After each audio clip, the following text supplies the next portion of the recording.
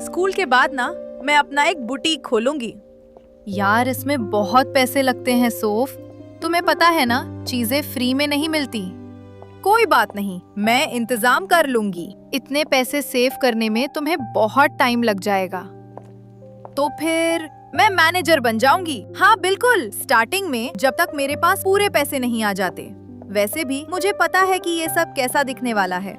वो तुम्हें सीधे ही मैनेजर थोड़ी बना देंगे। तो मैं मैरी क्वान की तरह बनूंगी। मैं तो एकदम नेचुरल हूँ, वो लोग स्टार्टिंग से ही देख लेंगे। मेरी शॉप इस शहर की सबसे अमेजिंग शॉप होगी। तुम्हें थोड़ा प्रैक्टिकल होना चाहिए। शॉप के काम में अच्छी सैलरी नहीं मिलती, तुम्हें पता है।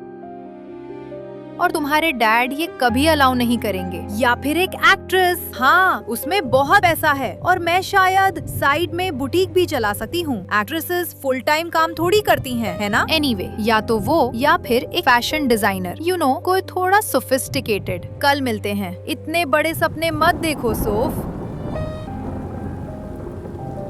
अगर मेरे पास कभी बहुत सारे पैसे आए ना तो मैं एक बुटीक खरीदूंगी। अगर तुम्हारे पास कभी पैसे आए ना तो तुम हमारे रहने के लिए ढंग का घर खरीदोगी। Thank you very much. इसे लगता है कि पैसे पेड़ पर उगते हैं। वो झुकी हुई कमर, जिंदगी का वो बोझ जो उन्हें बस थका रहा है। जियोफ बहुत कम बोलता है। उसके मुंह से लफ्ज ऐसे निकालने पड़ते हैं जैसे जमीन से पत्थर। मुझे उसकी इस खामोशी से जलन होती है। जब वो चुप होता है लगता है जैसे दुनिया में कहीं बहुत दूर है, उन जगहों पर जहां मैं कभी नहीं गई। मैंने खुद को जेऑफ के पीछे उसकी बाइक पर देखा और फिर तालियों की गड़गड़ाहट, जैसे पूरी दुनिया हमारे स्वागत में खड़ी हो।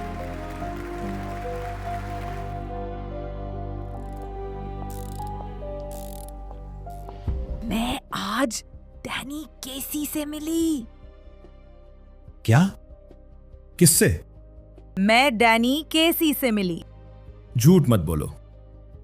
सच में मिली, तुम्हें पता है, उस आर्केड में। डैड को बताया तुमने? नहीं, बिल्कुल नहीं। मैं वहाँ रॉयस की विंडो में कपड़े देख रही थी। तभी कोई आया और मेरे पास आकर खड़ा हो गया। मैंने मुड़कर देखा और वो कोई और नहीं, डैनी केसी था। ठीक है, तो वो दिखता कैसा है? वेल, उसकी आंखें हरी हैं, बहुत जेंटल आंखें, और वो उतना लंबा नहीं है जितना तुम सोचते हो। सोफी डैनी केसी से मिली है।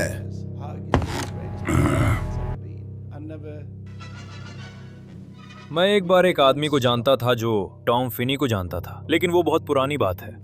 वो सबसे बेस्ट है। अगर वो लोग उसकी ठीक से देखभाल करें, वो ठीक रहेगा। वो देश की सबसे बेस्ट टीम के साथ है। अगर वो लोग उसकी ठीक से देखभाल करें, उससे भी बेहतर अगर उसका दिमाग ठिकाने पर रहा। आजकल गेम में एक यंगस्टर के लिए बहुत सारे डिस्ट्रैक्शन है।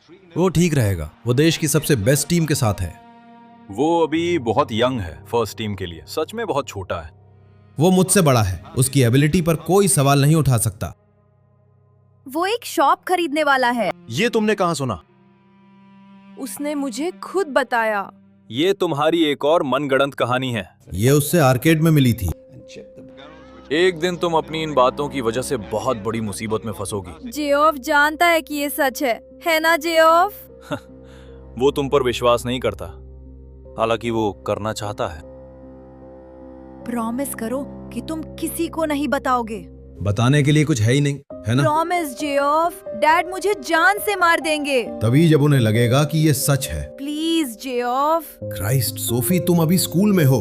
केसी के पीछे लड़कियों की लाइन लगी होगी। नहीं, ऐसा नहीं है। तुम्हें कैसे पता? उसने मुझे बताया। जैसे कोई किसी लड़की को ऐसे ही ये सब बता देगा? हाँ, उसने बताया। लगता तो नहीं कि वो इतना भी शांत है। ऐसा कुछ नहीं था जेऑफ, मैंने ही पहले बात की थी। एक्सक्यूज मी, लेकिन क्या आप डैनी केसी हैं?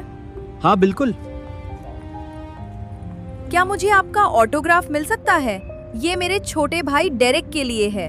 वो आपको बहुत पसंद करता है। हम दोनों में से किसी के पास पेन या पेपर नहीं था, तो फिर हमने बस थोड़ी देर रॉयस की विंडो में लगे कपड़ों के बारे में बात की। और फिर जब वो जा रहा था तो उसने कहा, सुनो, अगर तुम अगले हफ्ते मुझसे यहाँ मिलोगी तो मैं तुम्हें तब ऑटोग्राफ दे दूंगा। जरूर मैं आऊंगी। अब तो तुम मुझ पर विश्वास करते हो ना?